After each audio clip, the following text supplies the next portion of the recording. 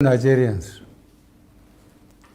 it has become necessary for me to address you, having heard from many concerned Nigerians and having concluded a meeting with all the security chiefs.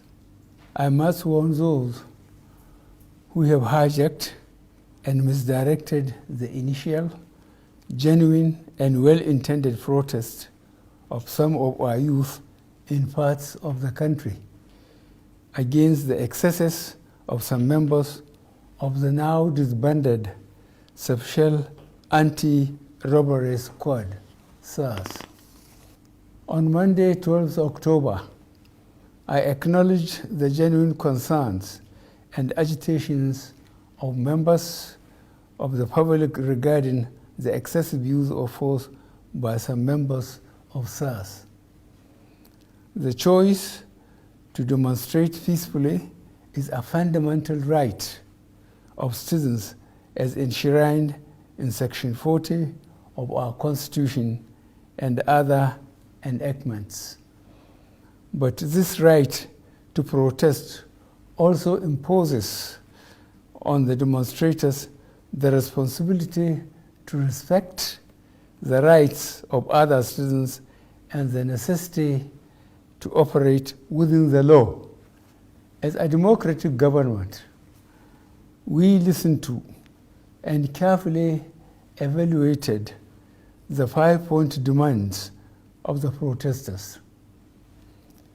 And having accepted them, we immediately scrapped SARS and put measures in place to address the other demands of our youth.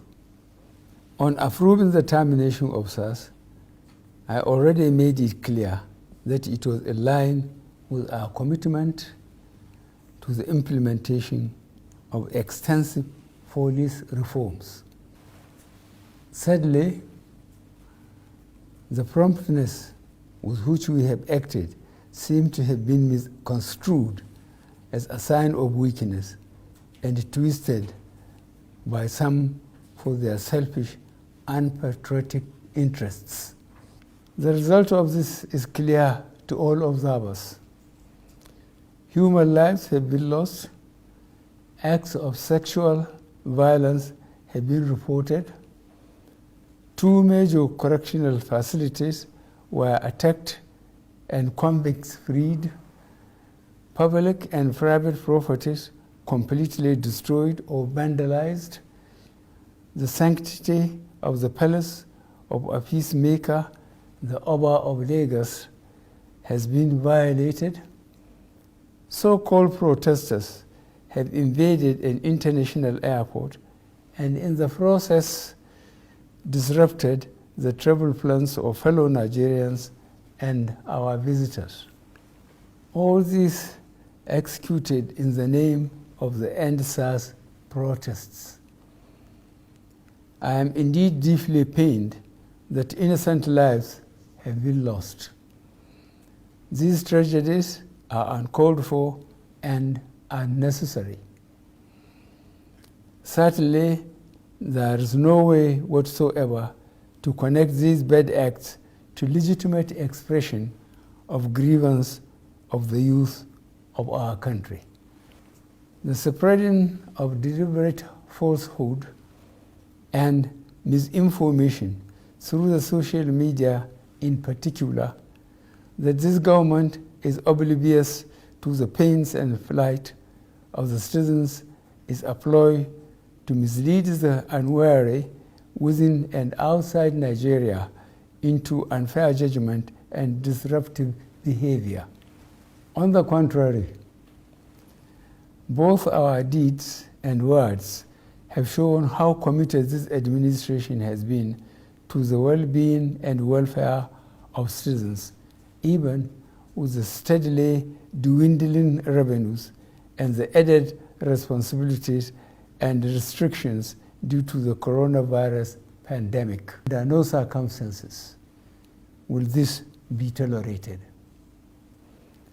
I therefore call on our youth to discontinue the street protests and constructively engage government in finding solutions.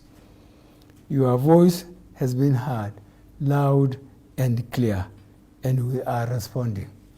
And I call on all Nigerians to go about their normal businesses and enjoin security agencies to protect lives and properties of all law-abiding citizens without doing harm to those they are meant to protect. Let me pay tribute to officers of the Nigeria Police Force who have tragically lost their lives in the line of duty. I would like to thank those state governors, traditional and religious leaders who have appealed for calm and restraint. I also thank youth leaders who have restrained their followers from taking the law into their hands. This government respects and will continue to respect all the democratic rights and civil liberties of the people, but it will not allow anybody or groups to disrupt the peace of our nation. Thank you all. God bless the Federal Republic of Nigeria.